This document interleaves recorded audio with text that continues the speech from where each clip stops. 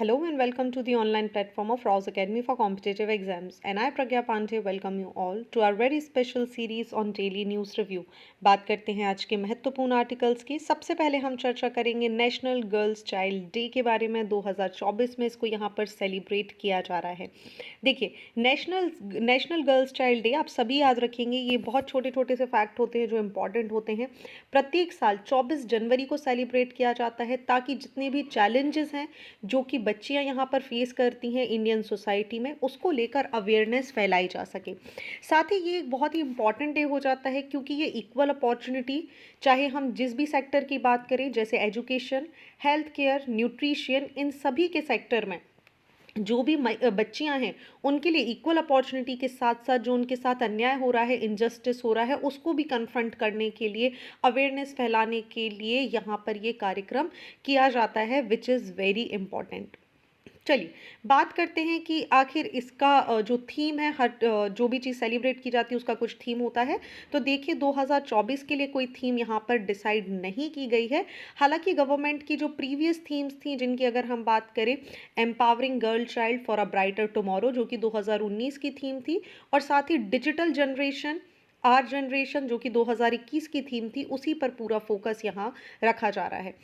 Objectives की बात करें तो देखिए, जेंडर इक्वालिटी को प्रमोट करना, गर्ल्स को एम्पावर करना एजुकेशन की सहायता से, इक्वल अपॉर्चुनिटीज़ की सहायता से, साथ ही उनके जितने भी हक हैं, जो उनके राइट्स हैं, against the child marriage, malnutrition, gender based violence, इन सभी से उनको प्रोटेक्शन प्रोवाइड करना।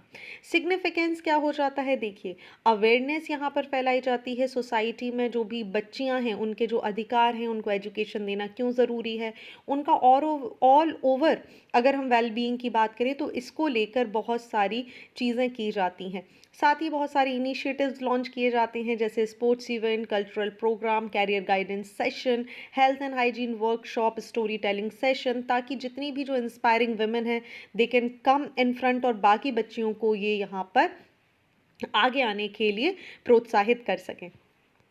सो आप ऑन एन एवरेज तरीके से याद रखेंगे, जो नेशनल गर्ल्स चाइल्ड डे है ये बेसिकली 3 प्राइमरी ऑब्जेक्टिव्स पे काम करता है। एक तो हो जाता है आपका जेंडर इक्वालिटी, जिसके लिए यहाँ पर काम करते हैं। दूसरा ये हो जाता है एम्पावरमेंट, लाइक जो गर्ल्स हैं उनको एम्पावर करने के लिए काम करते हैं। और तीसरा, जो बच्चियां हैं उनके जो अधिकार हैं उनको प्रोटेक्ट करने के लिए भी यहाँ पर कार्य किए जाते हैं। ये 3 जो ऑब्जेक्टिव्स हैं ये हमें नेशनल गर्ल्स चाइल्ड डे के अंदर देखने के लिए मिलते हैं। बात करें अगर हम कि क्या कुछ इनिशिएटिव्स हैं जो हमारी गवर्नमेंट ने लिए हुए हैं बच्चियों को प्रमोट करने के लिए, तो जी हाँ, जैसे हम बात करते हैं सीबीएसई की उड़ान, ठीक है, बेटी बचाओ बेटी पढ़ाओ, सुकन्या समृद्धि योजना, ऐसी बहुत सारी स्कीम्स है जो गवर्नमेंट यहाँ पर लॉन्च करी हुई है ताकि बच्चियों को यहाँ पर मेन स्ट्रीम में लेकर आया जा सके। चलिए आगे बढ़ते हैं अगले आर्टिकल की तरफ, और हमें बात करनी है भारत रत्न मिला है, यहाँ पर अनाउंस कर दिया गया है। जो हमारे एक्स बिहार के चीफ मिनिस्टर रहे हैं जननायक कर्पूरी ठाकुर जी, इनको यहाँ पर इसका अनाउंसमेंट कर दिया गया है, विच इज़ क्वाइट सिग्निफिकेंट। हमें डिटेल में क्या पढ़ना है, तो आप पहली चीज़ तो याद रखेंगे कर्पूरी ठाकुर जी के बारे में कि इनको ये बिहार के एक्स सीएम रहे हैं और इनको पॉपुलरली जननायक के नाम से जाना जाता है, और इन्होंने बिहार को as a chief minister serve किया है from 1970 to 1971 and from 1977 to 79। 1988 को अगर हम बात करें तो 17 फरवरी 1988 को इनकी यहाँ पर डेथ हो गई थी। बहुत ही इंपॉर्टेंट हो जाते हैं क्योंकि ये एक एक्सट्रीमली बैकवर्ड क्लास, नाई बार्बर जो क्लास कम्युनिटी होती है वहाँ से ये बिलोंग करते हैं। ऐसे में यहाँ पर इनको भारत रत्न देना अपने आप में एक बहुत ही महत्वपूर्ण कदम है। चलिए हम डिटेल में जानते हैं भारत रत्न के बारे में। देखिए, भारत रत्न की बात करें तो ये हाईएस्ट सिविलियन अवार्ड है जिसे रिपब्लिक डे पर यहाँ पर दिया जाता है। इसकी शुरुआत की बात करें तो हम 2 जनवरी 1954 को इसकी यहाँ पर शुरुआत की गई थी। Irrespective of caste, irrespective of race, occupation, position, sex, किसी भी चीज़ को ध्यान में रखे बिना जो भी एक्सेप्शनल सर्विसेज होती हैं, परफॉर्मेंस होती हैं, उसके क्षेत्र में यहाँ पर ये अवार्ड दिया जाता है। ओके, कौन यहाँ पर अनाउंसमेंट करता है, सारी चीज़ों को समझेंगे। देखिए, प्राइम मिनिस्टर के सजेशन पर president of India maximum 3 Bharat Ratna awardees को प्रत्येक साल यहाँ पर ये अवार्ड प्रेजेंट करते हैं। जो रिसिपेंट होते हैं इस अवार्ड के, उनको एक सनद विच इज़ द सर्टिफिकेट यहाँ पर दिया जाता है, जिस पे सिग्नेचर होते हैं प्रेसिडेंट ऑफ इंडिया के। साथ ही यहाँ पर एक मेडल दिया जाता है, but the prize does not come with the monetary grant.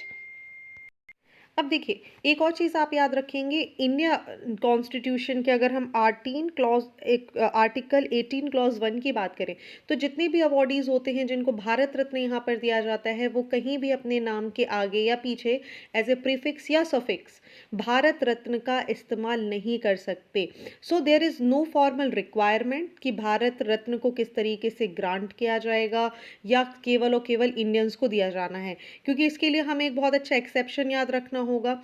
जैसे एजेन जोनोक्स, जिनको पॉपुलरली हम मदर टेरेसा के नाम से भी जानते हैं, 1980s, इनको भी भारत रत्न दिया गया था। इसी के साथ कुछ नॉन इंडियंस जैसे खान अब्दुल गफ्फार खान, जिन्हें हम सीमान गांधी के नाम से भी जानते हैं, 1987 का यहाँ पर इनको अवार्ड दिया गया था। साथ ही नेल्सन मंडेला 1919, ये 1990 में ये अवार्ड यहाँ पर दिया गया था। चलिए आगे बात करते हैं कि भारत रत्न से रिलेटेड और क्या क्या स्पेसिफिकेशन है। तो आप याद रखेंगे, ये जो अवार्ड है एक सर्कुलर गोल्ड मेडल होता है, जिसपे एक सन यहाँ पर बना होता है और इसकी लगभग 35 mm डायमीटर का ये यहाँ हमें देखने मिलता है। इसके ऊपर एक फ्लावर, एक व्रत यहाँ पर लिखा होता है, जिसपे भारत रत्न देवनागरी स्क्रिप्ट में आपको देखने के लिए मिल जाएगा। Along with that national emblem of India सत्यमेव जयते भी देवनागरी स्क्रिप्ट में यहाँ पर लिखा होता है। अगर हम भारत रत्न की बात करें कि ये मेडल कहाँ पर बनते हैं, तो अलीपुर मिंट जो है कोलकाता की, वहाँ पर प्रोड्यूस किया जाता है भारत रत्न मेडल्स को, as well as the other renowned prizes. आप याद रखेंगे, बहुत इंपॉर्टेंट है अलीपुर, ठीक है। अलीपुर मिंट बहुत महत्वपूर्ण हो जाती है, क्योंकि बाकी जितने भी हमारे सिविलियन अवार्ड्स हैं, जैसे पद्म विभूषण, पद्म भूषण, पद्मश्री, परमवीर चक्र, इनकी मिंटिंग भी हमें इस पर्टिकुलर जगह पर देखने के लिए मिलती है। बात करें अगर हम कि किनको सबसे पहले यहाँ पर मिला था, तो आप याद रखेंगे C Rajagopalachari, doctor Sarvepalli Radhakrishnan, doctor CV Raman, 1954 में सबसे पहले यहाँ पर इनको ये अवार्ड दिए गए थे। और इसी क्रम में अगर हम आगे बढ़े तो 2019 में आप याद रखेंगे प्रणब मुखर्जी, भूपेंद्र हजारिका, जिनको पोस्ट ऑमिसली दिया गया था, आप याद रखेंगे ये महत्वपूर्ण हो जाता है। नानाजी देशमुख, इन्हें भी मरणोपरांत यहाँ पर ये अवार्ड दिया गया था। इसी तरीके से जो हमारे कर्पूरी ठाकुर जी हैं, इनको भी पोस्ट ऑमिसली ये अवार्ड यहाँ पर दिया जा रहा है। चलिए moving on to the next article of the day, हम यहाँ पर बात करने वाले हैं WEF मीटिंग इन डावोस। 2024 की मीटिंग है और 5 की टेक अवेज यहाँ पर डिसाइड किए गए हैं। चलिए समझते हैं आखिर ये है क्या। लेकिन इन की टेक अवेज को समझने के पहले भी आपको पता होना चाहिए WEF के बारे में। तो जैसा मैं पहले भी आपको बता चुकी हूँ, वर्ल्ड इकोनॉमिक फोरम एक इंटरनेशनल ऑर्गेनाइजेशन है जो कि पब्लिक प्राइवेट कोऑपरेशन के लिए काम करती है। इसकी बात करें तो ये फॉरमोस्ट तरीके से अपने आप को इंगेज रखती है पॉलिटिकल, बिजनेस, कल्चरल और दूसरे जो लीडर्स हैं सोसाइटी के, जो पूरे विश्व को, रीजनल जगह को या इंडस्ट्रियल एजेंडा को चेंज करने के लिए काम करते हैं, उन सभी का एक फॉर्मल एंगेजमेंट के लिए एक प्लेटफॉर्म प्रोवाइड करता है। अगर हम इसके हेडक्वार्टर की बात करें तो ये जिनेवा स्विट्जरलैंड में हमें देखने के लिए मिलता है। और इनका एक बहुत ही क्लियर कॉन्सेप्ट है which is the stake holder capitalism, which means जहाँ पर ये जो स्टेक होल्डर है उनके राइट्स को प्रोटेक्ट करने के लिए भी कार्य करते हैं। चलिए बात करते हैं कि क्या की टेक अवेज हमें यहाँ पर देखने के लिए मिले हैं, समझते हैं एक एक करके। देखिए सबसे पहली यहाँ पर चर्चा की जा रही है आर्टिफिशियल इंटेलिजेंस को लेकर। ऐसी कोई भी मीटिंग नहीं है अभी वर्तमान समय की जहाँ पर आर्टिफिशियल इंटेलिजेंसी पे बात नहीं किया जाए। देखिए एक डिस्कशन यहाँ पर हुआ है, जो चीज़ें निकल कर आई हैं कि जो पोटेंशियल है AI का ह्यूमन लाइफ में वो बहुत ही अच्छा है, लेकिन अगर ये ह्यूमन वेलफेयर के लिए हो रहा है दैन इट इज़ गुड। लेकिन जहाँ पर हम वेलफेयर की बात कर रहे हैं, जहाँ हम इसके फ्री यूजेस की बात कर रहे हैं, ऐसे में कुछ कंसर्न भी इसके साथ एसोसिएट हो जाते हैं। जैसे लोगों के अंदर एक फ़ियर आ जाएगा जॉब लॉस होने का। लोग अपनी जो वर्कर हैं, जो मैन्युफैक्चरर हैं, जो कंपनीज़ हैं, वो यहाँ पर अपने पैसे को बचाने के लिए एआई का इस्तेमाल कर सकती हैं ताकि कम से कम लोगों को यहाँ पर रखा जाए। साथ ही एक इम्पर्सोनिएशन की एक और मिस इन्फॉर्मेशन का भी एक रिस्क यहाँ पर एसोसिएट हो जाता है, जिसकी वजह से इसको चेक एंड बैलेंस रखना अपने आप में बहुत ज़्यादा ज़रूरी है। सो ओवरऑल अगर हम बात करें तो इस समिट में पॉजिटिव एस्पेक्ट और नेगेटिव एस्पेक्ट्स दोनों को यहाँ पर चर्चा की गई है। चूंकि जैसा मैंने आपको बताया, WEF अपने आप में एक बहुत बड़ा ग्लोबल प्लेटफॉर्म क्रिएट करता है अलग अलग लोगों के लिए। ऐसे में यहाँ पर जो CEO है ओपन एआई के, वो भी यहाँ पर who had previously raised alarm about the existential risk of AI, he conveyed a more optimistic stance. और यहाँ पर इसको लेकर ह्यूमन इंटेलिजेंसी की बात की गई और अल्टमैन ने ही ये स्टेटमेंट दिया कि देखिए जो ह्यूमन इंटेलिजेंसी है इसके सामने कोई नहीं टिक सकता। साथ ही इन्होंने बताया कि हमारी जो डिज़ायर है हमें उसे समझना होगा और साथ ही जो हम एआई से डिमांड करते हैं, जो एआई का हम जिस तरीके से यूज़ करते हैं, उस पर भी हमें चेक एंड बैलेंस क्रिएट करने होंगे। चलिए, इसी तरीके से दूसरा जो आउटकम निकल कर आया वो है वॉर एंड अनसर्टेनिटी। देखिए 2023-22 की अगर हम बात करें तो बहुत सारे concern, global geopolitics landscape change हो रहा। आप देखिए एक तरफ रशिया और यूक्रेन की वॉर थमने का नाम नहीं ले रही, दूसरी तरफ इजराइल, हमें पैलेस्टीन का इशू यहाँ पर देखने के लिए मिल रहा है। ऐसे में एक तरफ मिडिल ईस्ट की बात करें, यूरोप की बात करें और एशिया की बात करें, ऐसे में जो महत्वपूर्ण है वो हो जाता है वॉर और अनसर्टेनिटी, जिसकी वजह से जो रोड मैप है, जो पीसफुल कम्युनिटीज़ की हम बात करते हैं, जो पीस एक लाइक ऑल ओवर वर्ल्ड में पीस होना चाहिए, वो यहाँ पर कहीं ना कहीं हैम्पर हो रहा है। सो यहाँ पर देखिए पार्टिसिपेंट्स पार्टिसिपेट तो किए, लेकिन इन पूरे मुद्दों पे ओपनली बोलने से हिचकिचाए, क्योंकि कहीं ना कहीं आपको पता है बहुत सारी कंट्रोवर्सी हो जाती है। ऐसे में यहाँ पर डिसाइड किया गया है कि भाई नेसेसरी है कि हम पीस के लिए काम करें। हम जो इंटरकनेक्टेड नेचर है हम सभी का, कि हम सारी कंट्रीज़ आपस में एक दूसरे पे डिपेंडेंट है, उसको ध्यान में रखते हुए हमें काम करना होगा। तीसरा टेक अवे यहाँ पर निकल कर आया है क्लाइमेट चेंज अर्जेंसी को लेकर। एक सिग्निफिकेंट इम्पेरेटिव है कि बिजनेस को भी क्लाइमेट चेंज चीज़ें अडेप्ट करना ज़रूरी है ताकि कॉम्बैट किया जा सके ये जो बदलता हुआ जलवायु है, ये जलवायु परिवर्तन से जो नुकसान हो रहे हैं उसको लेकर काम किए जा सके। ऐसे में बिजनेस की भी रिस्पॉन्सिबिलिटी बन जाती है कि वो नेट ज़ीरो कार्बन इमिशन की तरफ यहाँ पर अपना ध्यान दें।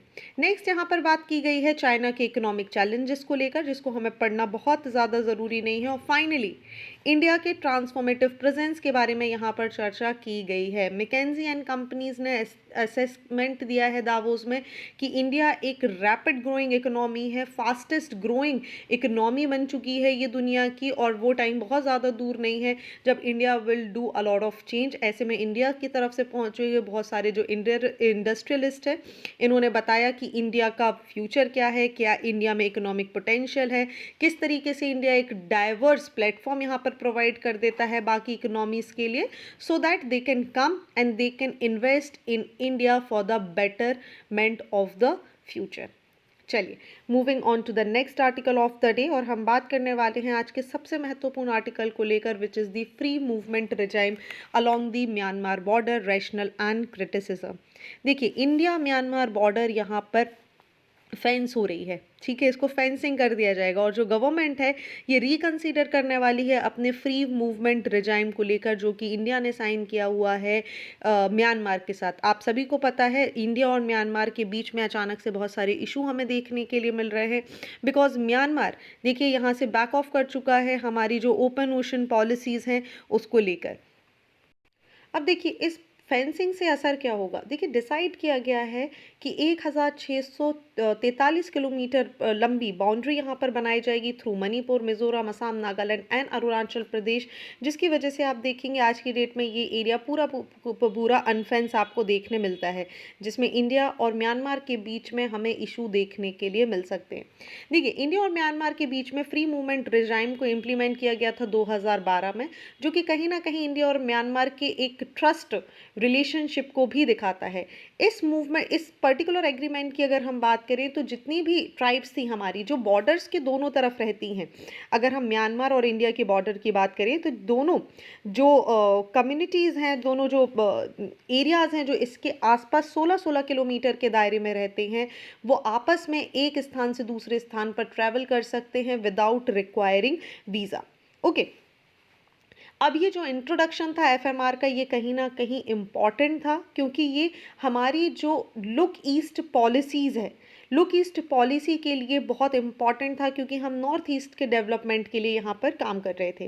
Initially schedule for implementation in 2017 FMR roll out हो गया और डिले हो गया due to Rohingyas refugee crisis, जो कि अगस्त में हमें देखने के लिए मिला था। ऐसे में जो एफएमआर था इसको इंट्रोड्यूस किया गया during the period of improving diplomatic relation between India and Myanmar. हालांकि जो यहाँ पर डिस्कशन थे कि इसको रिकंसीडर किया जाए, वो यहाँ पर बार बार उस पर चर्चा होती रही और फाइनली जो रिकंसिडरेशन था वो फिर हमारे एथनिक कॉन्फ्लिक्ट, आपको याद होगा अभी मणिपुर में मैतीज और कुकीज़ का कॉन्फ्लिक्ट हो गया। इसके बाद फिर से एक यहाँ पर क्वेश्चन रेज हो गया कि क्या जो हम open border free trade regime कर रहे हैं, क्या ये सुरक्षित होगा या नहीं। ऐसे में सिक्योरिटी कंसर्न्स को देखते हुए जो यहाँ पर लगातार बढ़ते जा रहे हैं, एक कॉन्फ्लिक्ट प्रॉम्प्ट हुआ और डिसाइड किया गया कि यार एक रीअसेसमेंट करना बहुत ज़रूरी है एफएमआर को लेकर, क्योंकि कहीं ना कहीं एक क्रॉस बॉर्डर मूवमेंट दूसरी गतिविधियों की तरफ भी ध्यान दे जा सकता है। अब देखिए, एक थोड़ी सी कहीं चीज़ें समझ लीजिए हिस्टोरिकल बैकग्राउंड को लेकर।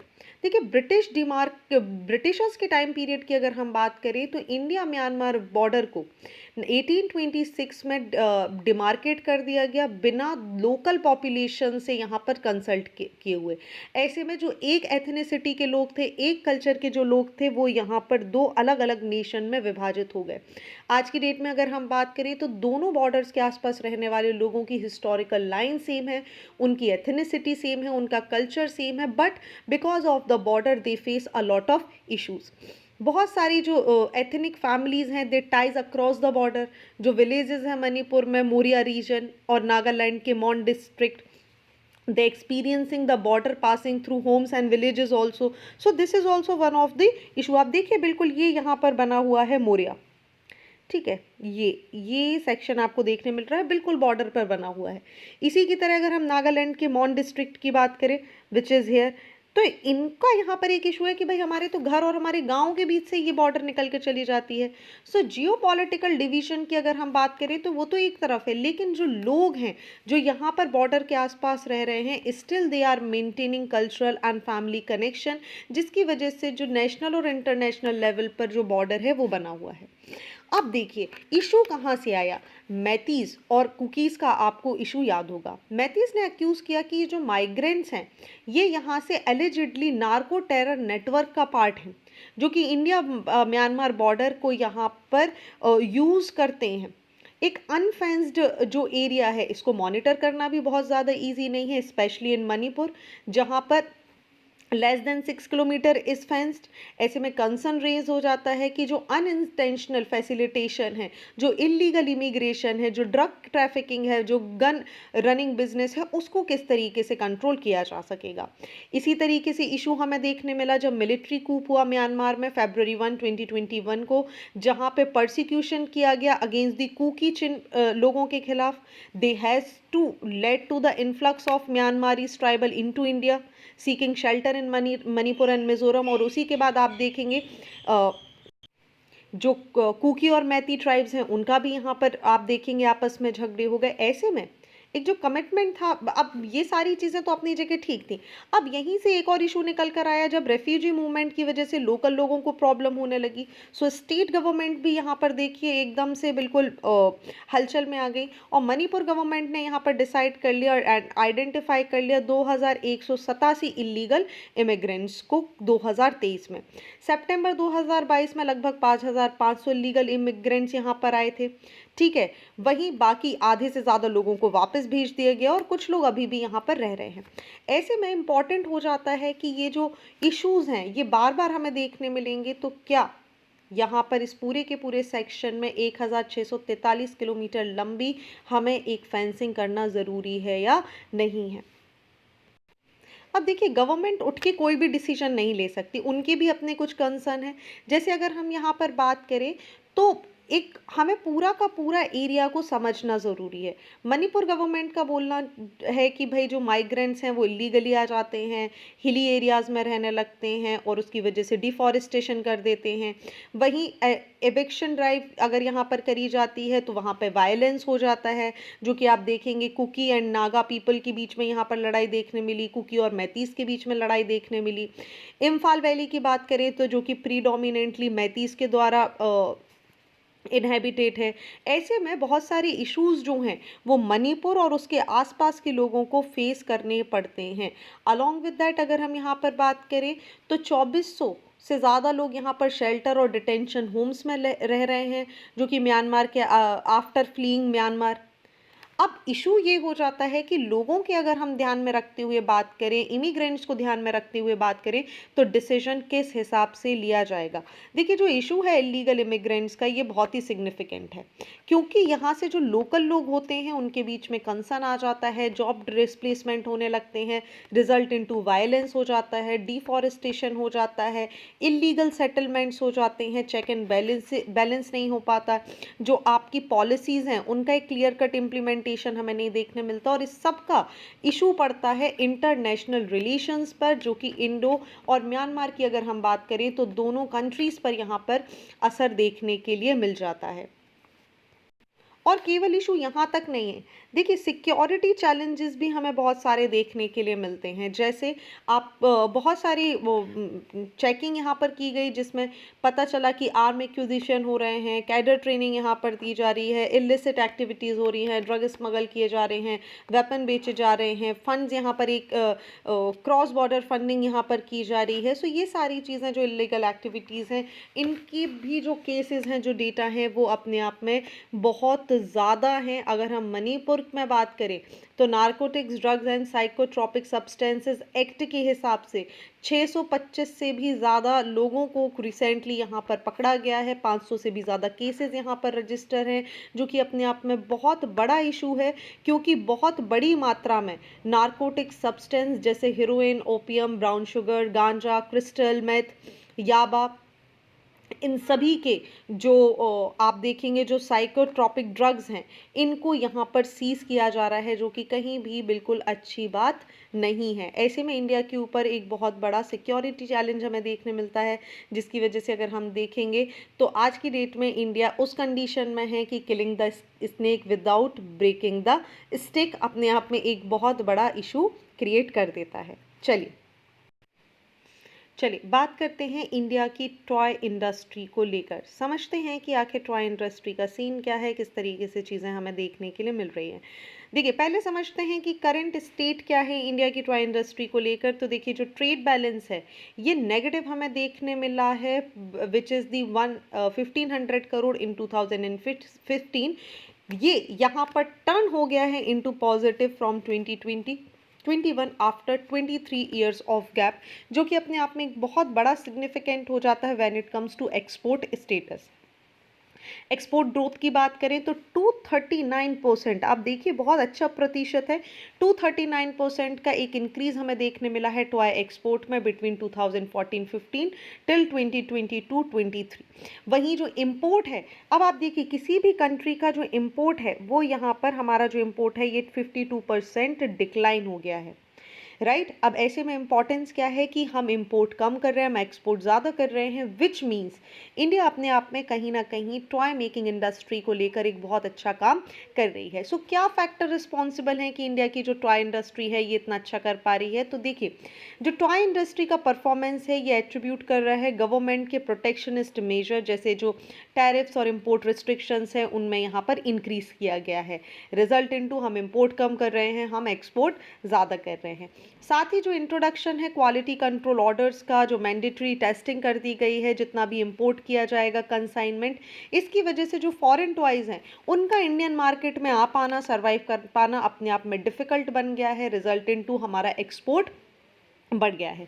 ग्लोबल सप्लाई चेन डिस्ट्रीब्यूशन की बात करें तो कोविड-19 पैंडेमिक की वजह से जो पूरा का पूरा ग्लोबल सप्लाई चेन है वो यहाँ पे इफेक्ट हो गया है। इसी की वजह से इंपोर्ट कम और एक्सपोर्ट ज़्यादा हो गया है। साथ ही जो हमारा कंजम्पशन है इन द डोमेस्टिक एरिया, वो जो मेक इन इंडिया कैंपेन है जिसकी शुरुआत 2014 में की गई थी, उसकी वजह से ये भी यहाँ पर बूस्ट हो गया है।